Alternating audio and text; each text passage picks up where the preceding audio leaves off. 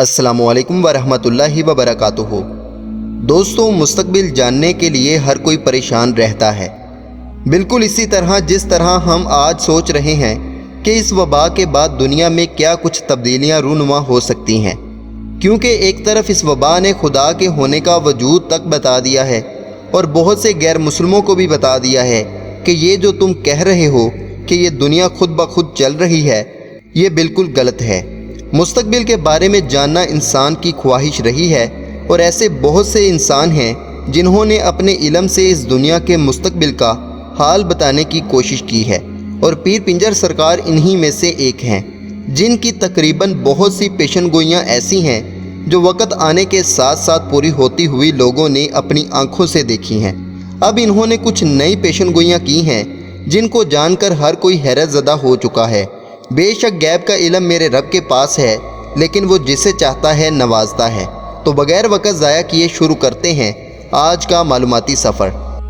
Subscribe کریں discover Urdu knowledge کو، اور ساتھ میں موجود بیل آئیکن کو بھی دبا دیں تاکہ ہماری ہر نئی آنے والی ویڈیو سب سے پہلے آپ کو مل سکے۔ دوستو، ان کا حالیہ بیان جو سامنے آیا ہے، اس میں انہوں نے یہ پیشن گوئیاں کی ہیں۔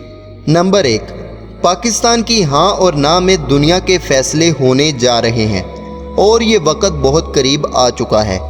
نمبر 2، آسٹریلیا سے لوگوں کے لشکروں کے لشکر دائرہ اسلام میں داخل ہوں گے، اور یہ بات آپ لوگ اپنی آنکھوں سے دیکھیں گے۔ نمبر 3، جیسا کہ آپ کے علم میں ہوگا کہ پاکستان کا دارالخلافہ کراچی بھی تھا اور لاہور بھی، لیکن اب اسلام آباد ہے، اور 2038 تک اسلام آباد عالم اسلام کا دارالحکومت بننے جا رہا ہے۔ نمبر 4، نیٹو ممالک 2 حصوں میں تقسیم ہو جائیں گے، یعنی کہ نیٹو پاورز 2 حصوں میں بڑھ جائیں گی۔ نمبر 5، 2 مہینے کے اندر اندر عمران خان روس کا دورہ کریں گے اور تیل کے معاہدے ہوں گے، اور تیل پاکستان سے چشموں کی صورت میں نکلے گا اور پاکستان خود کفیل ہوگا۔ نمبر 6، 5 سے 10 سال کے اندر یعنی مستقبل قریب میں روس کا حکمران مسلمان ہوگا، اور ہو سکتا ہے کہ پیوٹن ہی اسلام قبول کر لے اور دائرہ اسلام میں داخل ہو جائے۔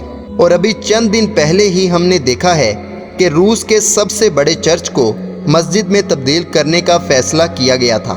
نمبر 7، مسجد اقصیٰ کو گرانے کے لیے یہودیوں کی سازشیں شروع ہو چکی ہیں، اور انہوں نے مسجد اقصیٰ کو نیچے سے کھوکھلا کر دیا ہے، اور وہ مسجد اقصیٰ کو گرا کر تیسرا ہیکل بنانا چاہتے ہیں، اور یہ مسجد کو بم سے اڑانا چاہتے ہیں، اور الزام ایک پاگل یہودی پر لگا دیا جائے گا۔